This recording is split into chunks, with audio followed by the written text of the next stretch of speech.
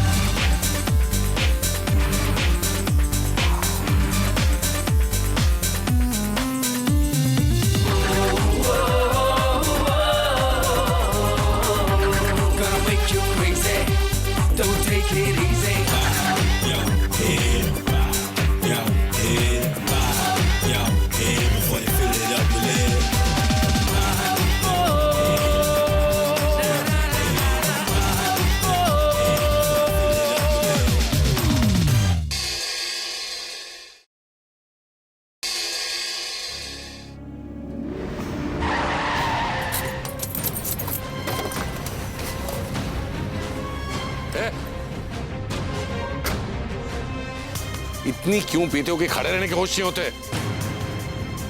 अभी ब्रेक नहीं लगती तो? नहीं साहब, मैं पीना नहीं चाहता। मैं ज्यादा पीऊंगा तो मर जाऊंगा। साहब मैं आपको यही कहना चाहता हूं साहब।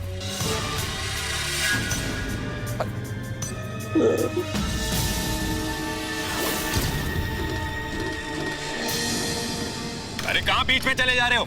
साहब मैं सच कह रहा हूं, मैं शराब पीना नहीं चाहता। मैं सच कह रहा हूं साहब। हर शराबी शराब पीने के बाद यही कहता है कि और शराब नहीं पीना चाहता। मैं सच कह रहा हूं साहब, लेकिन वो लोग मुझे जबरदस्ती शराब पिलाते हैं साहब, जबरदस्ती पिलाते हैं।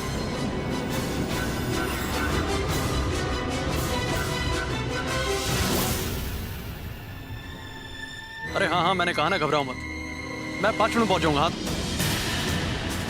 साहब क्या बदतमीजी है? अरे साहब मुझे बचा लीजिए साहब, मैं शराब पीना नहीं चाहता। मुझ पे विश्वास कीजिए, वो लोग मुझे जबरदस्ती शराब पिलाते हैं साहब। झूठ बोलते हो तो मुझे तुम पर भरोसा नहीं है। कोई जबरदस्ती तुम्हें इतनी शराब क्यों पिलाएगा? चलो जाओ से जाओ।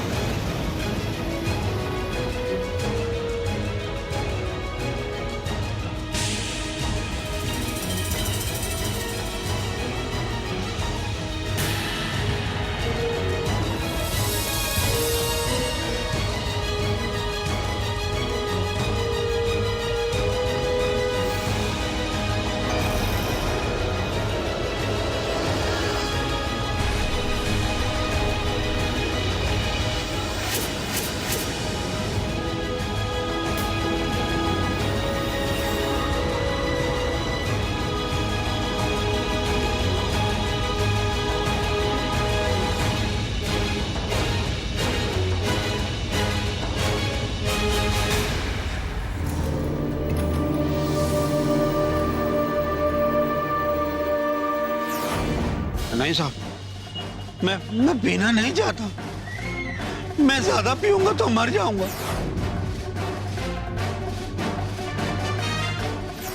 मैं सच कह रहा हूं साहब, लेकिन वो लोग मुझे जबरदस्ती शराब पिलाते हैं साहब, जबरदस्ती पिलाते हैं।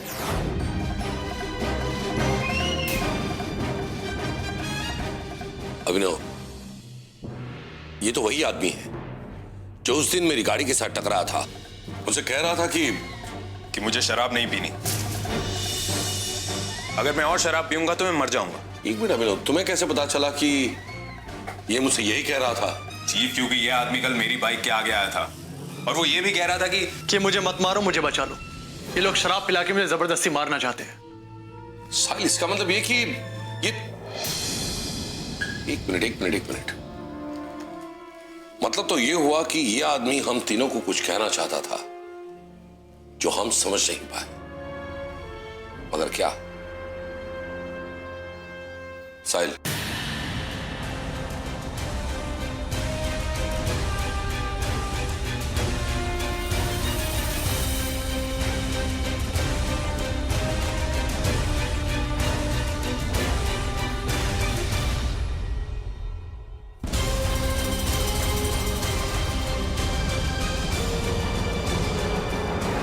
ये देखिए चीफ, इस आदमी का नाम जयराम वाघमारे है और ये वकोला की कुबेर चौल में रहता है। जयराम वाघमारे। फिलहाल तो इसकी हालत काफी सीरियस लग रही है। इसे फौरन हॉस्पिटल पहुंचाने का बंदोबस्त करो।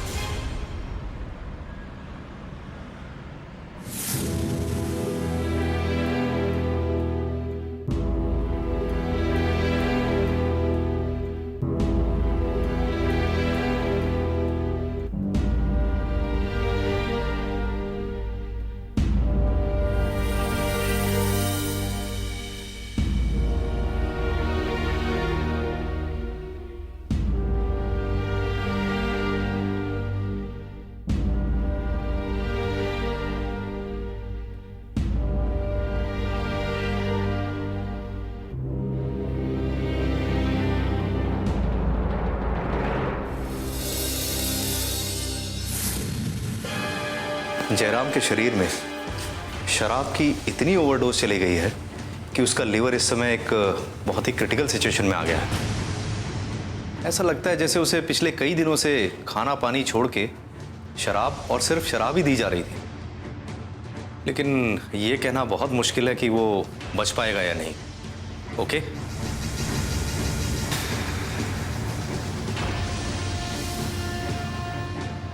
अभिनव साहिल, जयराम की इस बेहोशी ने इस सवाल पर और एक प्रश्नार्थ चिन्ह लगा दिया है कि आखिर वो हमें कहना क्या चाहता था। खैर, जयराम से जुड़ी हर चीज की तहकीकात करना शुरू कर दो। भले इस वक्त जयराम हमें कुछ न बता सके, लेकिन उसका इतिहास उसके बारे में जरूर कुछ न कुछ तो बोलेगा ही। कौन?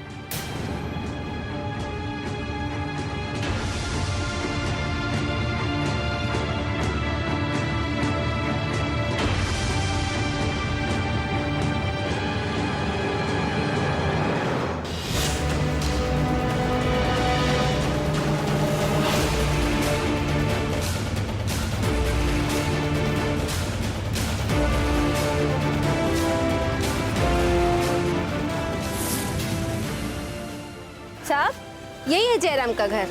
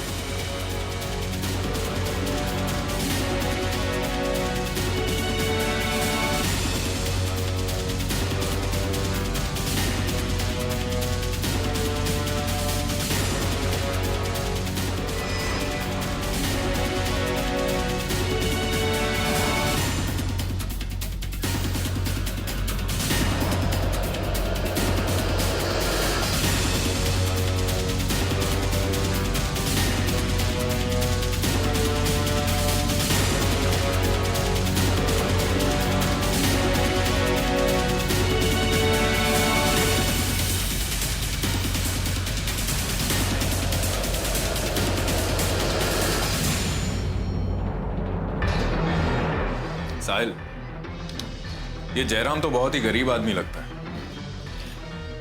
लेकिन अभी एक बात मेरी समझ में नहीं आई।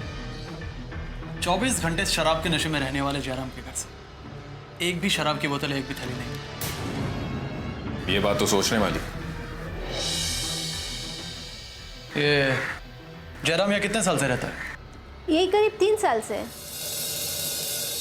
ये जयराम यहाँ कितने साल से रहता है? यही करीब 3 साल से। क्या ये जयराम यहाँ पर अकेला रहता था? हाँ साहब, पर हमने सुना है कि 7 साल पहले उनके बीवी और बच्चे गांव के बाढ़ में बह गए थे। पर जयराम जब से यहाँ आया है तब से अकेला ही रहता था।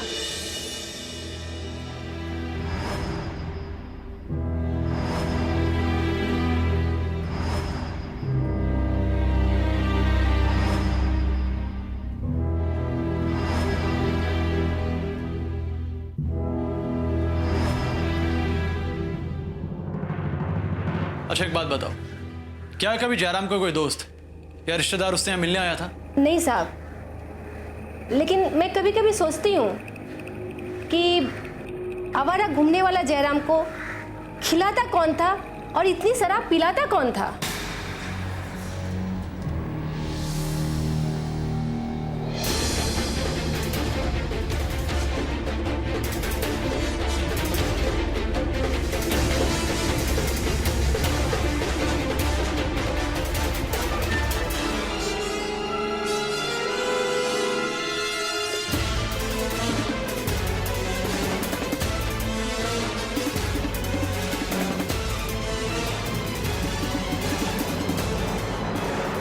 अभी ये राशन कार्ड देखो, इसमें 2 लोगों के नाम और भी है, राजू वाघमेरे और जयश्री वाघमेरे। और जयराम के साथ इनका रिश्ता बताया भाई और भाभी का। लेकिन साहिल, ये राशन कार्ड 2 साल पहले बना है और जयराम तो यहाँ 3 साल से रह रहा है। अच्छा, आप किसी जयराम के भाई या उसकी भाभी को जानते हैं? नहीं साहब, हमने तो इन्हें कभी नहीं देखा। पर हाँ, जयराम के कभी कभी खत आते थे, पर किसके थे पता नहीं।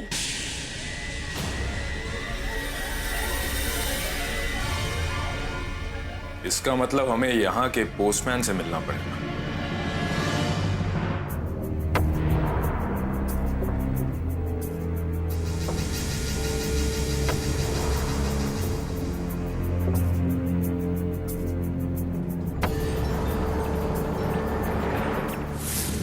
साहब, जयराम के नाम से 2-3 बार लेटर आए थे, पर वो किसी रिश्तेदार के नहीं, कोई बीमा कंपनी ने लिखे थे। बीमा कंपनी? कौन सी बीमा कंपनी? मैं कब से वो कंपनी का नाम याद कर रहा हूँ, पर याद नहीं आ रहा। देखो, ठीक से याद करो, कंपनी का नाम क्या था? PIC कंपनी या फिर ग्लोबल इंश्योरेंस या ITTI, प्रूडेंशियल? याद करो।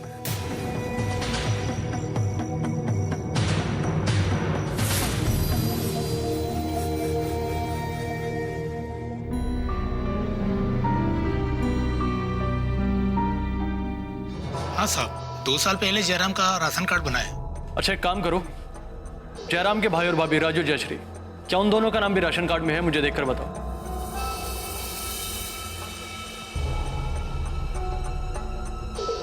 हाँ है सर। ओके, मुझे इन दोनों का पूरा पता और फोटो चाहिए। Okay sir.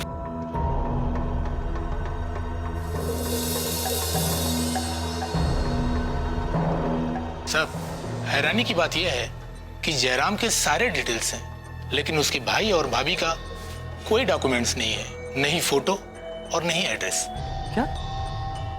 लेकिन ये कैसे हो सकता है? और आप लोग इतने लापरवाह कैसे हो सकते हैं? आप लोगों ने एक बार भी देखा नहीं? सर, उस वक्त मैं यहाँ नहीं था। हाँ, लेकिन सर यहाँ देखिए, जयराम के एप्लीकेशन फॉर्म पे उसके भाई और भाभी का एड्रेस लिखा हुआ है। ये देखिए सर।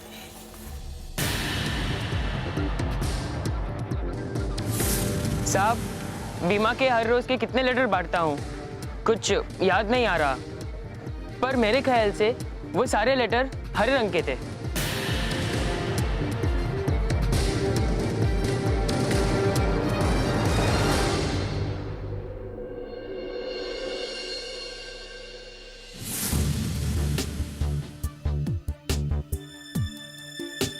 ये सारी बीमा कंपनी में से सिर्फ ग्लोबल इंश्योरेंस कंपनी है जिसके सारे लेटर्स और मोनोग्राम हरे रंग के हैं।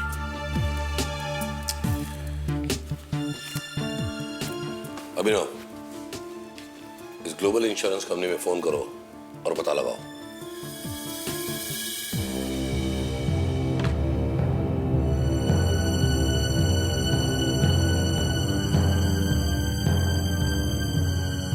हेलो, ग्लोबल इंश्योरेंस, मैं कमांड फोर्स से बोल रहा हूं। देखिए, मुझे जयराम वाघमरे के इंश्योरेंस का स्टेटस जानना है।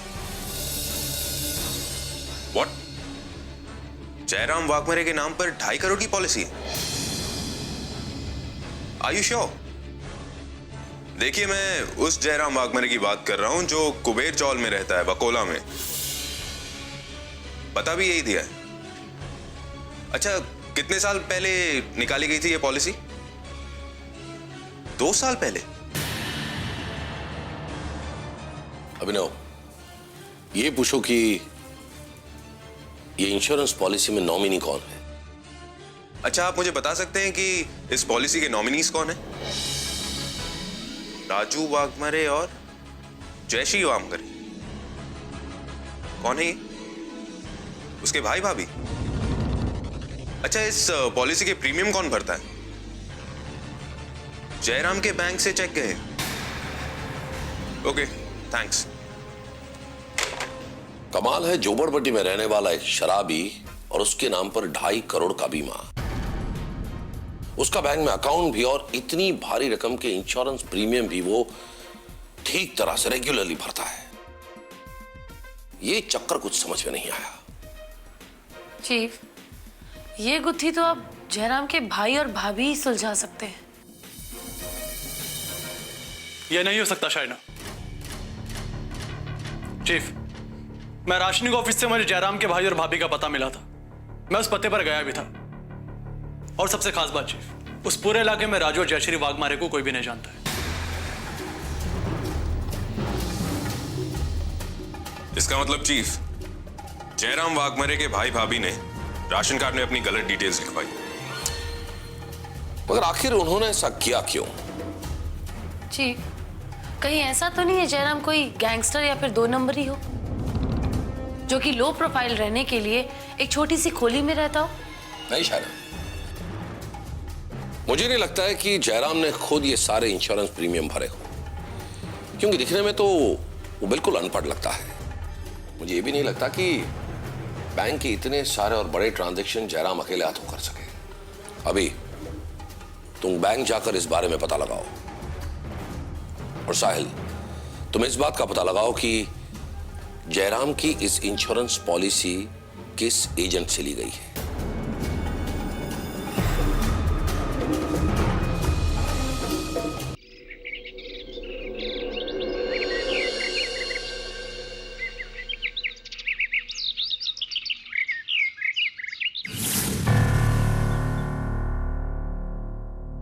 ऑफिसर, ये अकाउंट तो 10 साल पुराना है और इस अकाउंट के नॉमिनी के रूप में 1 मिनट।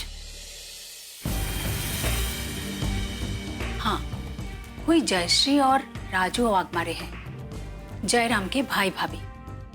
अच्छा मैडम, आप बता सकते हैं कि इस बैंक अकाउंट की सारी ट्रांजैक्शंस कौन किया करता था? आई मीन, जयराम के साथ कोई और भी आता था? सर, ये आदमी तो अंगूठा छाप है, इससे तो लिखना पढ़ना नहीं आता। हाँ, मुझे अच्छी तरह से याद है, जयराम के साथ हमेशा एक आदमी आता था जिसकी दाढ़ी थी और कैप पहनता था।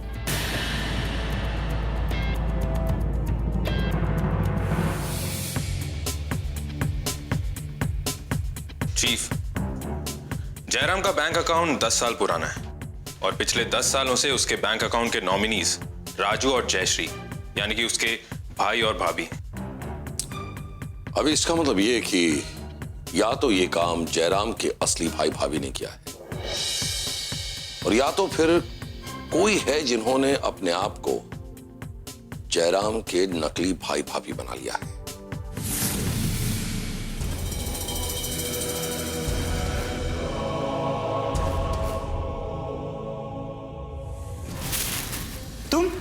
तुम यहाँ क्यों आए हो? मैंने कहा था ना कि मेरा फैसला नहीं बदलेगा। कोई बात नहीं, जैसे तेरा फैसला नहीं बदलेगा वैसे ही ऊपर वाले का फैसला भी नहीं बदलेगा। क्या क्या क्या क्या क्या मतलब तेरी मौत।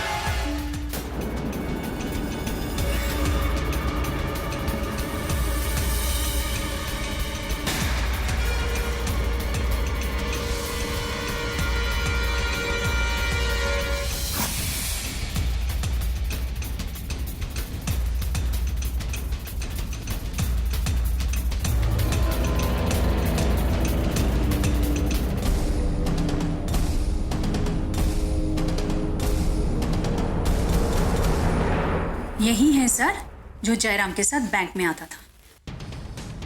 तो यही है वो जिससे पहले जयराम की जिंदगी के साथ खिलवाड़ किया और अब इसी ने सूरज पाटिल का खून किया। क्या आप इसका नाम पता जानती हैं?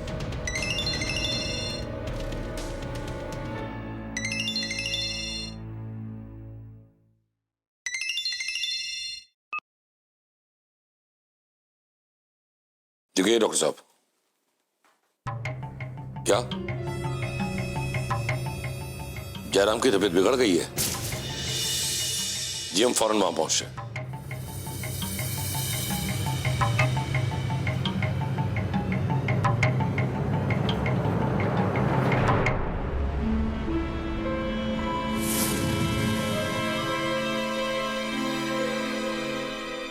अरे अच्छा हो आप लोग आ गए। आप मेरे साथ आइए।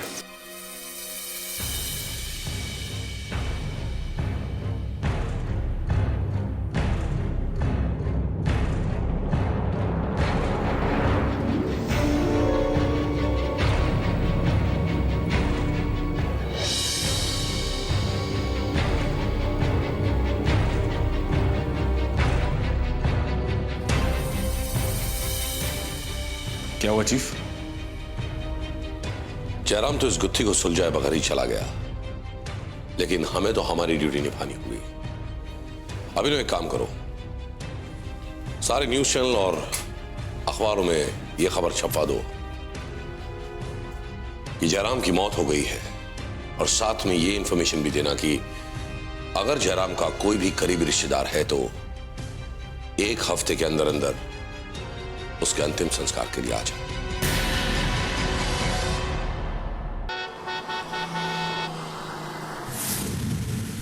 चीफ, जयराम की मौत को अब 1 हफ्ते से ऊपर हो गया। हमने न्यूज़पेपर्स और टीवी के जरिए ये न्यूज़ लोगों तक पहुंचाई, लेकिन उसकी बॉडी क्लेम करने अब तक कोई नहीं आया। तो इसका मतलब ये हुआ कि अब हमें उसका अंतिम संस्कार करना होगा। आपका सब डॉक्यूमेंट मिल गया है। जैसे ही सब पेपर क्लियर होता है मैं तुम्हें इन्फॉर्म कर दूँ। हो साहब। जी कहिए। मैं जयराम वाघमारे की पत्नी हूँ, और मेरे पति ने मरने के 3 महीने पहले ही मुझे बताया था कि उसने बहुत बड़ा बीमा करवाया है। अच्छा, आप जयराम की पत्नी हैं। अगर आप उनकी पत्नी हैं तो ये बताइए दोनों लोग कौन हैं? मुझे क्या मालूम कि ये लोग कौन हैं? अरे ऑफिसर, इन्हें कैसे पता होगा? ये नकली पत्नी जो है, अगर ये असली पत्नी होती तो ये अपने देवर और देवरानी को नहीं जानती। देखिए, ये जयराम के भाई और भाभी हैं, और जयराम ने अपने बीमे की रकम का वारिसदार इन्हें बनाया। अब आप यहां से जाइए। नहीं साहब, जयराम की असली पत्नी मैं हूँ, और बीमे का पैसा भी मुझे ही मिलना चाहिए। अगर आप जयराम की पत्नी हैं तो क्या सबूत है आपके पास? सबूत है ना।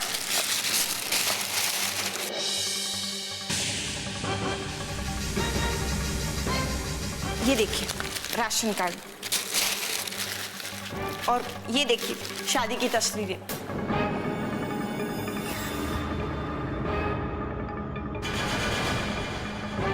क्या है तुम्हें? कौन हो तुम? ये नकली दस्तावेज दिखाकर तुम जयराम की बीवी बनना चाहती हो? मुझे सब पता है कि जयराम की बीवी बहुत पहले मर चुकी है। जयराम के नाम पर इतना बड़ा बीमा है, ये सोचकर तुम उसकी बीवी बनने का नाटक कर रही हो। लेकिन साहब वो... चली जाओ यहां से, वरना अभी तुम्हें अंदर करवा दूंगा। अरे मैनेजर साहब, आप ऐसे कैसे किसी से बात कर रहे हैं? अगर ये औरत पढ़ी लिखी नहीं है तो क्या आप इसकी बात भी नहीं सुनेंगे? देखिए मैडम, यहाँ हर मरने वाले के दूसरे दिन नए पुराने रिश्तेदार पैदा हो जाते हैं। हम सबकी सुनने लगे और सबका हक देने लगे तो ये कंपनी बंद करने का वक्त आ जाएगा। और वैसे भी हमने जयराम के सारे ओरिजिनल पेपर्स चेक किए हैं। ये औरत फ्रॉड है। ये सारे पेपर्स उसे वापस कर देना और अपने काम पे लग जाना।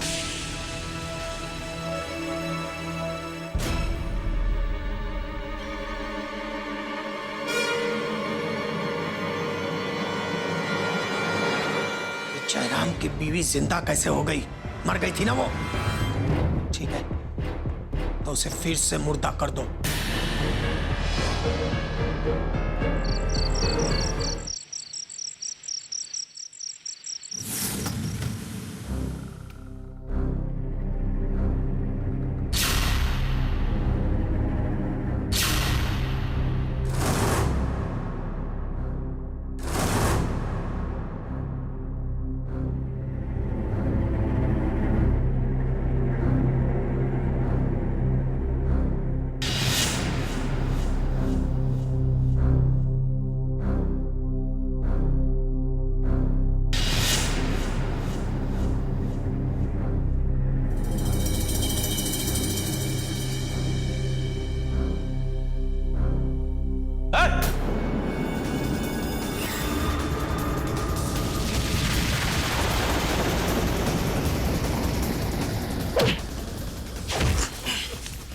बता मुझे किस बात में तू किसने भेजा तुझे?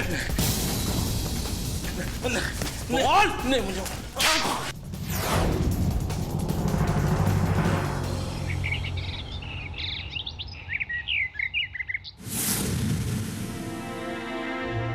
चीफ, ये देखिए जयराम के नकली भाई और भाभी का असली सरनेम। अच्छा, तो ये बात है, नकली राजू और नकली जयश्री का असली सरनेम ये है। मतलब हमारा शक बिल्कुल सही निकला। एक बात तो पक्की है कि उस मास्टरमाइंड का इन दोनों के साथ बहुत ही गहरा संबंध है।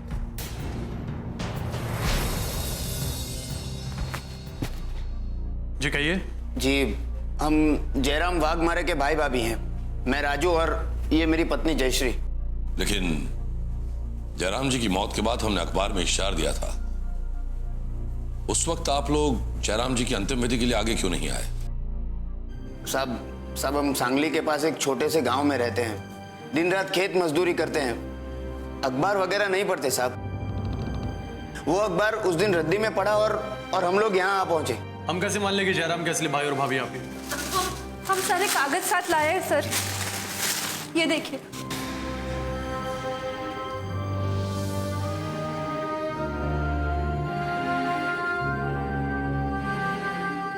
सविता जी,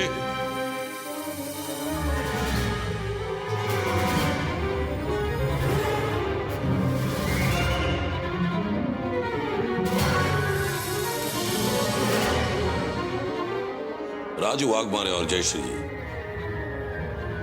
ये सविता जी जयराम जी की पत्नी। आप इन्हें तो अच्छी तरह जानते होंगे ना? आप ये क्या कह रहे हैं सर?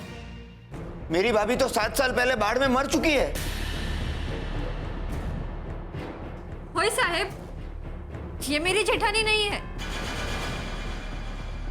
ये तो कोई बहरूपिया है।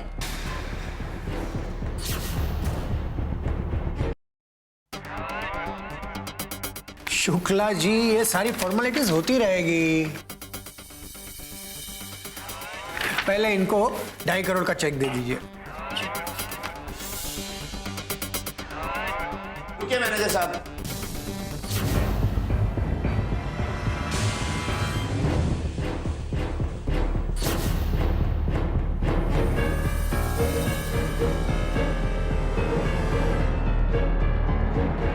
आप लोग कौन है और ऐसे अंदर कैसे आ गए? साहब, हम जयराम के असली भाई भाभी हैं। मैं राजू वाघमारे और ये मेरी पत्नी जयश्री वाघमारे।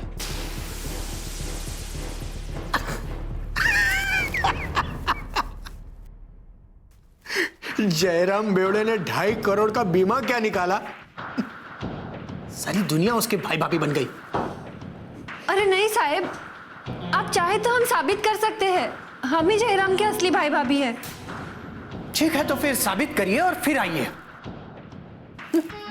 चलिए चलिए चलिए चलिए, जाइए बाहर जाइए।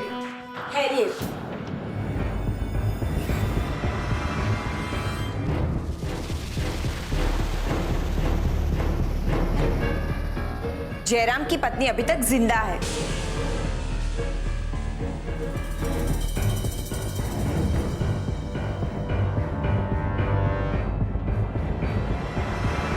तुम जिंदा हो?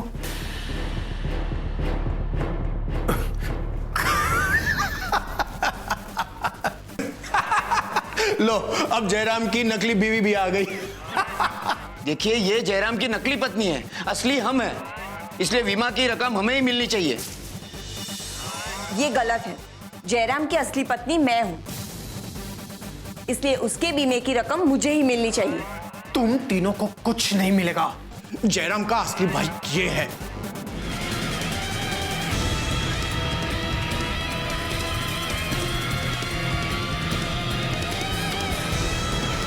जयराम ने मरने से पहले अपना वारिसदार इसे चुना था। जयराम जिंदा है।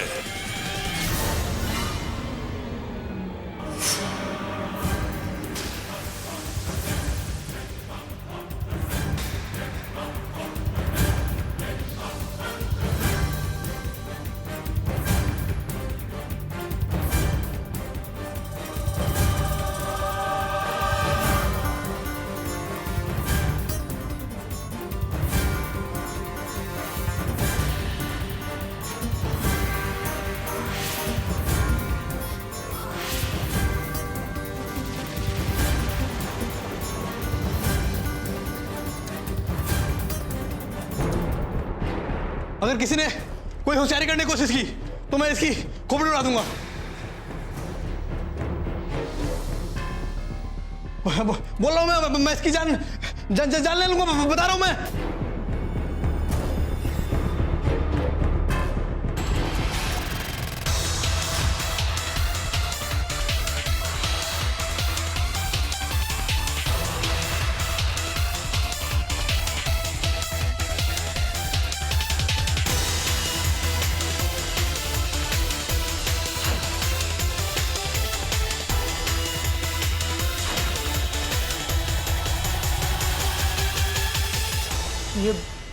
ये सब क्या है ऑफिसर?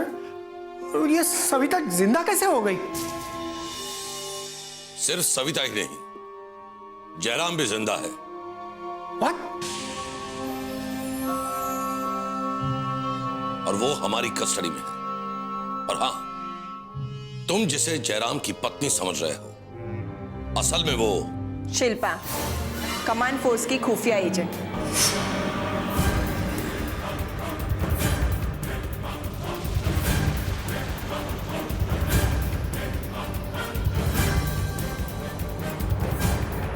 उर्फ जयराम की नकली पत्नी सविता।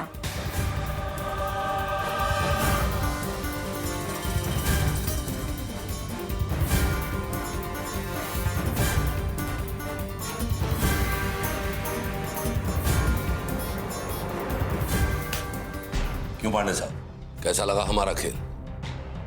अगर आप जयराम के नकली भाई भाभी पैदा कर सकते हैं तो क्या हम जयराम और उसकी बीवी को दोबारा जिंदा नहीं कर सकते? मैंने नहीं, ये सब झूठ है। मैंने कुछ नहीं किया।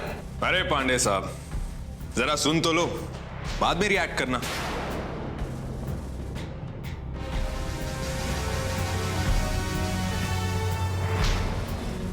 दरअसल जब जयराम हॉस्पिटल में था तब हमें पता चल गया था कि ये 2.5 करोड़ के बीमे का चक्कर है, और उसके बीमे के पैसे उसके मरने के बाद उसके नॉमिनीज को मिलते। और इसीलिए हमने 3 महीने तक इंतजार किया पांडे साहब, ताकि हम इंश्योरेंस पॉलिसी क्लेम करने वाले को पकड़ सकें। और उस दिन जब राठौड़ साहब, जयराम का ऑपरेशन कामयाब हो गया है, अब वो खतरे से बिल्कुल बाहर है। देखिए डॉक्टर साहब, अगर जयराम बच गया तो हम गुनहगार तक नहीं पहुंच पाएंगे। आप समझ रहे ना मैं क्या कह रहा हूं? जयराम बचा नहीं है, जयराम मर चुका। लेकिन जयराम की चलती हुई चीता की फोटो मैंने खुद देखी है, और उसकी बीवी को मार दिया गया है, वैसी खबर भी मुझे मिली थी। पांडे साहब, जब आप अपने भाई भाभी को जयराम के नकली भाई भाभी बनाने के लिए उनका रेशन कार्ड और उनके नकली फोटोग्राफ्स बनवा सकते हैं, तो क्या हम जयराम की नकली चीता नहीं बनवा सकते? हमारी खुफिया एजेंट सविता के लिए नकली दस्तावेज नहीं बनवा सकते? और रही बात सविता के बच जाने की, तो उस दिन जयराम की बीवी जिंदा कैसे हो गई? वो तो मर गई थी ना। ठीक है, अगर वो जिंदा हो गई है तो उसे फिर से मुर्दा कर दो, समझे?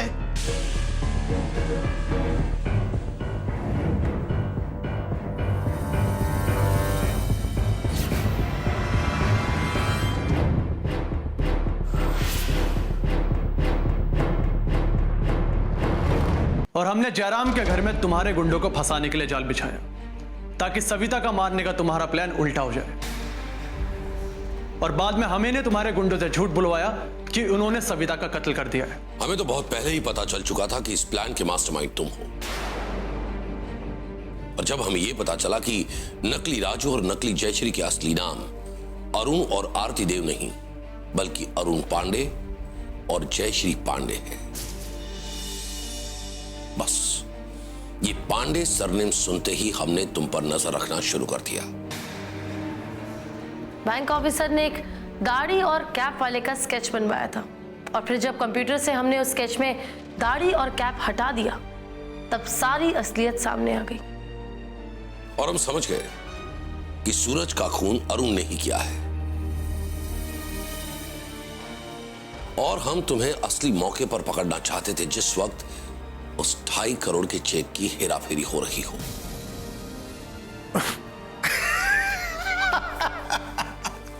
अच्छी कहानी है, काफी अच्छी कहानी है। आपको क्या लगा मैंने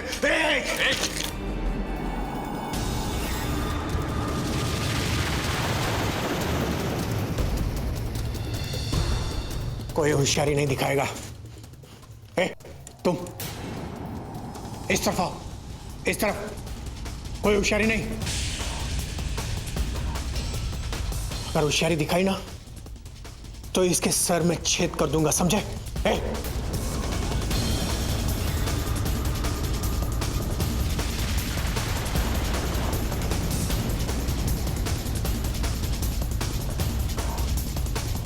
बिल्कुल होशियारी नहीं करना, समझ गए?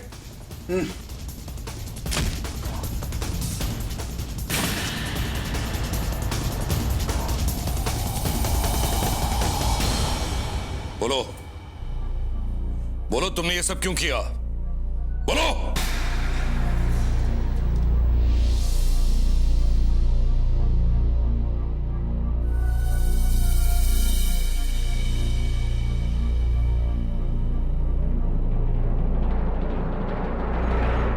मैं जयराम को बरसों से जानता था। वो यहां पर स्वीपर था। मुझे पता था कि जयराम शराब के लिए कुछ भी करने को तैयार हो जाएगा, और मुझे इंश्योरेंस की सारी बारीकियां मालूम थी, और मैं चाहता था कि जयराम की कुदरती मौत हो। मैंने जयराम की उसी कमजोरी का फायदा उठाया। मैं उसे 24 घंटे शराब पिलाते रहता था ताकि वो 1-2 साल में मर जाए।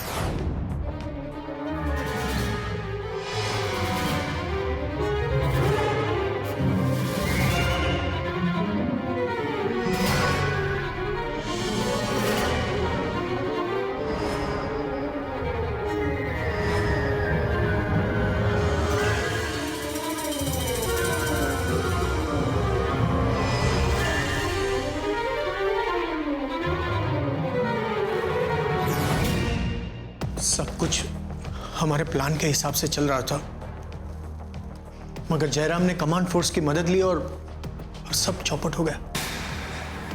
तुम लोगों ने पैसों के लालच में आकर एक गरीब और निर्दोष इंसान को मौत के कगार पर लाकर खड़ा कर दिया और अपने ही साथी सूरज का कत्ल भी कर दिया। अब हम लोग तुम्हें फांसी की कगार पर लाकर खड़ा कर देंगे, फिर वहां बैठकर करते रहना इंतजार अपनी मौत का, जब तक असल में तुम्हें फांसी नहीं हो जाती। जब पैसों के लिए कोई भी गुनाह होता है तो उसके लिए सिर्फ और सिर्फ इंसान का लालच और पैसों की हवस जिम्मेदार होती है। और इसीलिए मेरी एक बात को याद रखिए, रातों रात अमीर बनने के लिए गुनाह की राह कभी ना अपनाइए, क्योंकि कभी भी किसी को भी तकदीर से ज्यादा और समय से पहले कुछ नहीं मिलता। मेरी इस बात को याद रखिए, सावधान रहिए, सुरक्षित रहिए।